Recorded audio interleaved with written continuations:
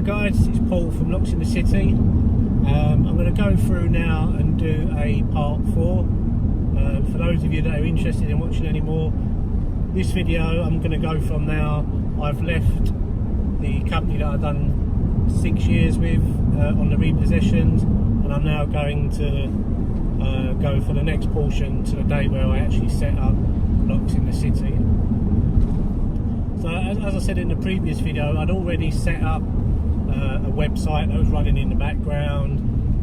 I was getting work from it. I was building up contacts through doing the repossession work and private stuff, and friends of family and etc etc, who was aware that I changed locks and everything like that. So the next step was I found myself in a position where I was given my voluntary redundancy. It wasn't a massive amount of money,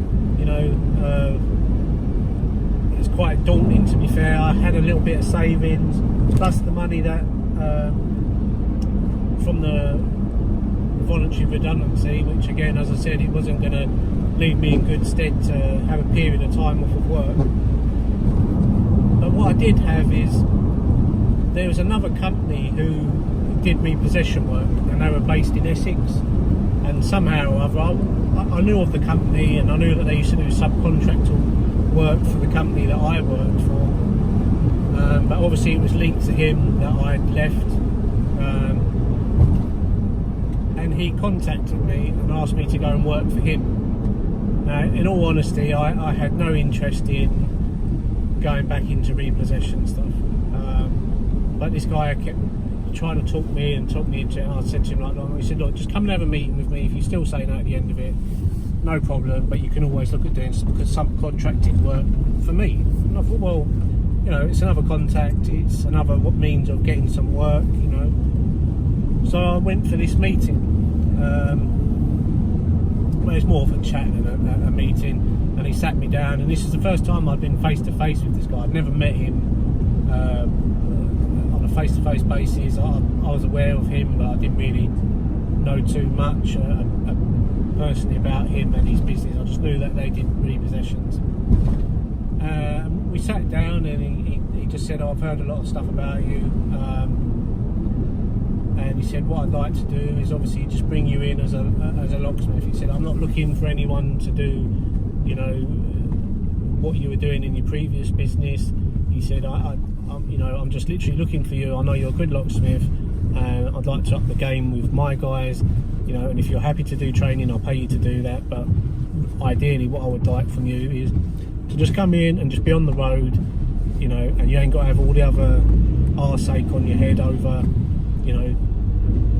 the phone ringing every 5 minutes, dealing with the paperwork, going up and down to Blackpool every other week for meetings. And he said, you just literally do your locksmithing stuff, and then we can do some training, and you do the training with the guys, and you'll be recompensed for that. And in all fairness, that sounded fine to me. I was happy with that, but again, I still had in the back of my mind that this isn't really what I want to do. I want to go on my own.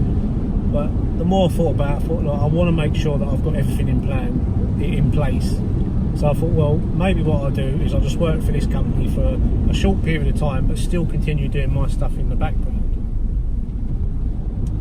So with that, straight away I'm out on the road. The day I went for the meeting, I came back with a van. They literally went round to the company where they leased their vans from, and there and then leased another vehicle. So I jumped into a brand spanking new Transit, loaded it up with stock and tools. It wasn't to the same standard as the company that I was with before, but to be fair, I wasn't too fussed. I did have like Makita drills still, so it wasn't like Mickey Mouse drill or anything like that, but in terms of stock and the amount that we carried, and that, the quality wasn't as great, but they wasn't expected to do as high a standard as this other company. They were more realistic with their targets, so again, that made more sense. So out on the road, things were fine, and I was just left alone. I had no dramas. I was just able to go out and do my work, and it was just nice to not have all of that on top of my head. I'd just go out and do my job, and then I could go home of an evening, send my photos across. That was the end of my day. I didn't have to be answering to anyone else. I I wasn't having to have a meeting with anyone on the phone who, believed that they were, the saving grace. So things went back to a normal place for me, as it were.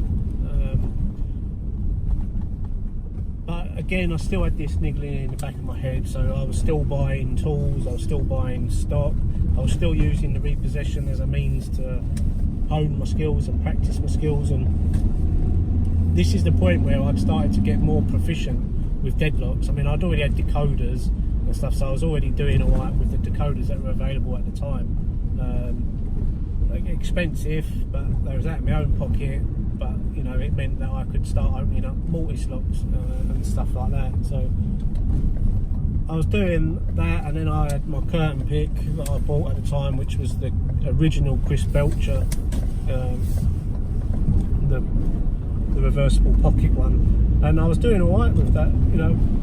I was opening up a good array of locks. I wasn't probably as consistent as I am probably. Well, I wasn't. I was nowhere near as consistent as I am now, but I was able to open things like Fortress, some of the old Union 2134Es, and just some of the older stuff,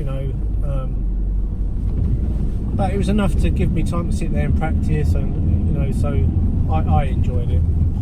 And then we come round to just before Christmas of 2011, I think it was, and no, 2010, Christmas 2010, and I'm at the point now where the private work I was getting was, I was having to put stuff off till the evening, weekends, just to try and make sure that I could do the work. And obviously then people were sort of trying to push, well, we can't really do weekends, and it's too late in the evening, can you do it during the day? And I was then giving work to someone else to cover these jobs that I couldn't cover, and it was so frustrating. So I then decided at Christmas, I was going to hand my notice in November, so then come just before Christmas, I would have, I'd have served my last week, because I had to give a month's notice at this place. So it gave me a month to prepare for Christmas, and handed my notice in. And again, straight away after handing my notice in, I got a phone call from the guy saying, "Paul, please, can you come in for another meeting?" And I knew as soon as I went for that meeting, I was going to end up, not following my heart, but following his. And I just said to him, look, I can't, I need to do this for myself. This is what I've wanted to do for so long. This is what I've worked hard for. This is, I appreciate it. And he actually offered me an extra £5,000 if I stayed. But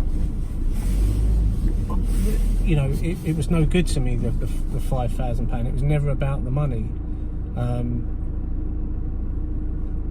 As much as money's nice, don't get me wrong, none of these tactics or anything was for me to make more money out of the company.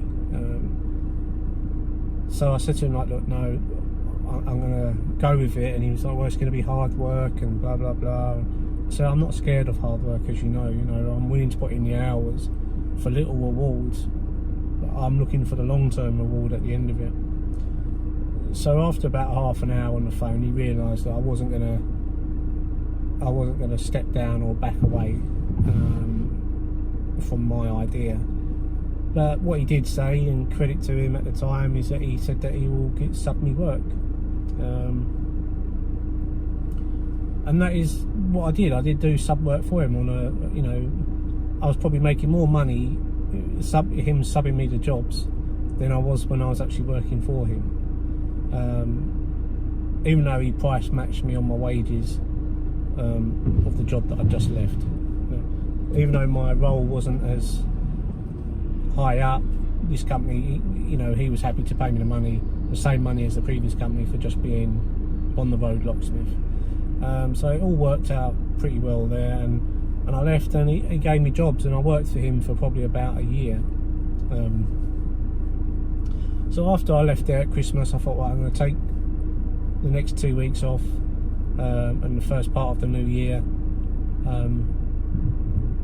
to allow me to just have a bit of a break before then I delved into my own stuff. So as I said, the website was already up and running, so there was no issue there.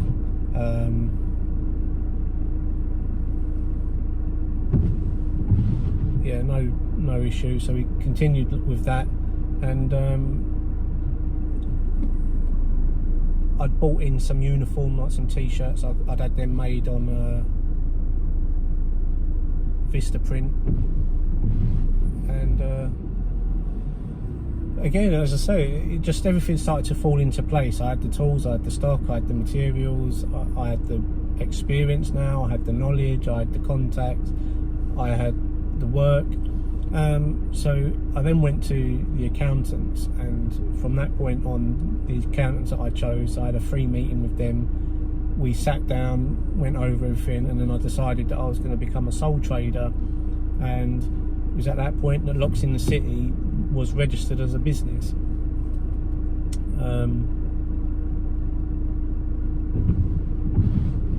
Yeah, and you know, the long short of it all is that is literally how Locks in the City was created. We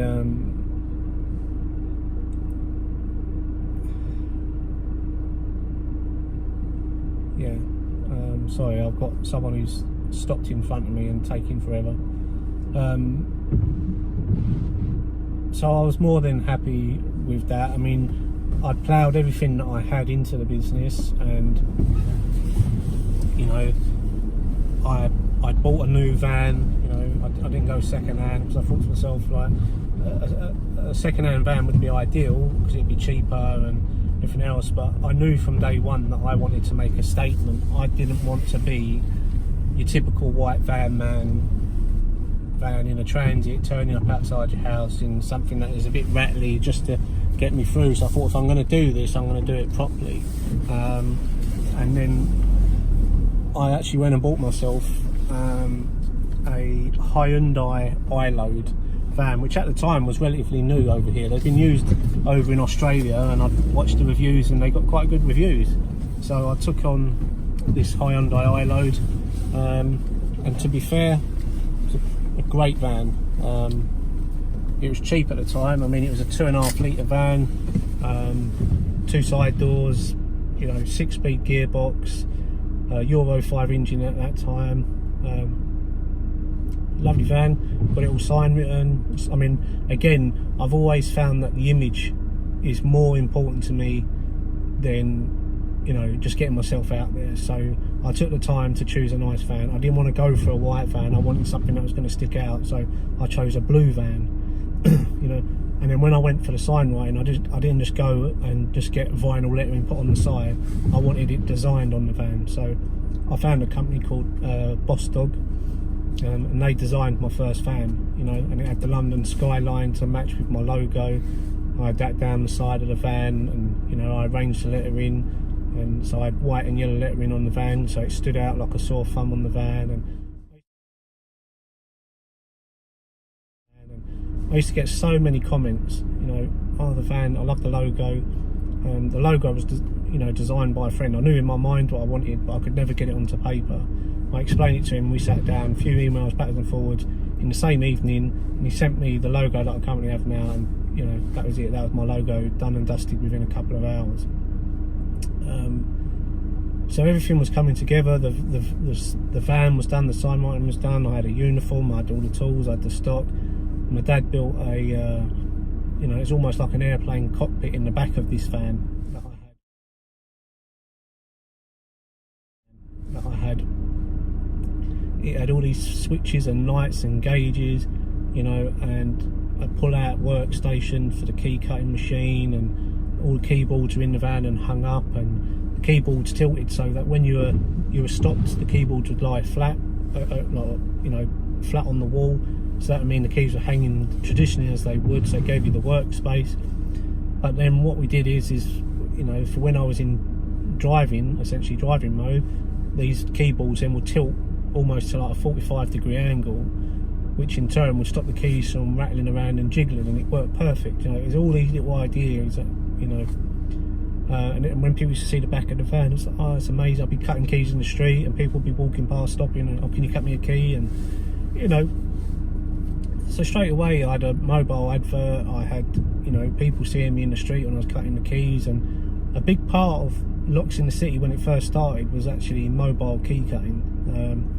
I'd go to the estate agents, and I wasn't charging a call out fee for going there. I was just literally charging them the cost of the keys. But you know, some estate agents I was going to, I was there for 15-20 minutes and I might cut 30-40 pounds worth of keys, you know, and I might do that a couple of times a day and still do other jobs, you know. And at the beginning it was perfect, you know. I had an income coming in, so I was bringing money in straight away, you know. It wasn't a massive amount, and obviously I still had all the bills, and you know, I still had to make sure I had the insurance money every month, and you know, your phone bill, and you know, your ongoing fee. And I think that's a lot of the thing in the background that people don't appreciate, you know. They just think you've got your own business, so they automatically assume that you've got money, you know, you've got money in your pocket at all times, and it's not like that. Some people operate like that, you know. Every penny that comes in they want in their pocket and they're ready to spend it, but you know, you can't run your business like that. It's a way to failure straight away. So yeah, I you know, I took a lot from it, and I enjoyed what I was doing now. You know, I didn't have anyone to answer to. I chose my hours.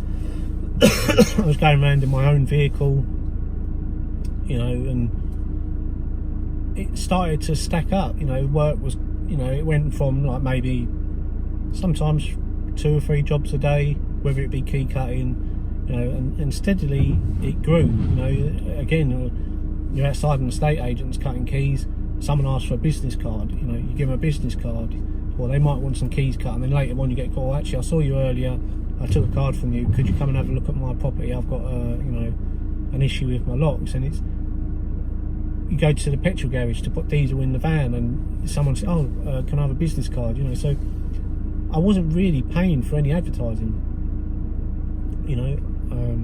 I refused to do pay-per-click or you know, pay these companies to give me work. And you had, at the time, there was a couple of companies, there's rated people, or yeah, I think it's called Rated People, and you basically bought leads. You ring these, you paid for the lead, it could be a couple of quid. You ring the person and say, oh, I've had a quote from so and so from this amount, or you ring the number and they say, so I've already accepted it. Even though they had to wait and receive 3 quotes, they'd still go with like the first person sometimes. So it became a bit of a headache, but I just kept chipping away.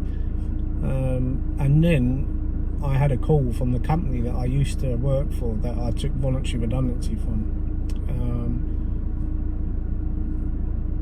and they essentially offered to give me some work on a subcontracted basis. And I was a bit hesitant, you know, because obviously I'd sort of left on a bit of a sour term. But I thought, well, you know, if they're going to pay me to go and do these jobs, and I can pick and choose whether I want to do them, then, you know, it's down to me that if, you know, if it starts to go pizza, I'm going to just say no, I don't want to, and I just don't accept the work. Obviously you still had the element of whether they're going to pay you or mess about with your money. So I was very careful with what I did and how I done it, and I probably worked for them, you know, for about another year and a half before it did turn sour, and then I refused to work for them again, you know, on a long-term basis, or, you know, because it was slowly things started to creep in. Can you do this? Can you do that? And, you know, then I started even having to go around doing other people's dirty work. So another company might have been and done an eviction or repossession, changed the locks, but, you know, they messed up on a opening, and there was a door that they couldn't open, and then I was asked to go there and sort that out, and I might have to travel into central London, or you know, and the job sort of become more and more of a troubleshooting job and getting them out of the crap, and you know, it just wasn't working for me. I wanted to stay as local to home as I could, so I just knocked it on the head with them. If you like and share and subscribe, hit the notification button if you wish to watch any of the other videos that are coming up. But please guys, leave some questions in the descriptions below, you know, because I'll read them, and if there's questions someone asks, you know, about how did you do this when you started, how did you do that, I'm more than happy to sort of share, you know, because I want this to be about how, you know, because when I set up my own business, there was none of this in place. So all of this is just done off my own back. So I don't claim to be, you know, a guru or anything in this. I'm just giving you my, you know, my story of it and how I done it. But again, you know, don't take my word for it, guys. Do stuff yourself. Use, you know, use a bit of common sense. Seek professional help in terms of, you know, business stuff, you know. But I'm just telling you how I got to where I am. You know, it may not be the right way. You might have done it a different way, but either way, our end goal was always the same. So thanks again, guys. Share, like and subscribe.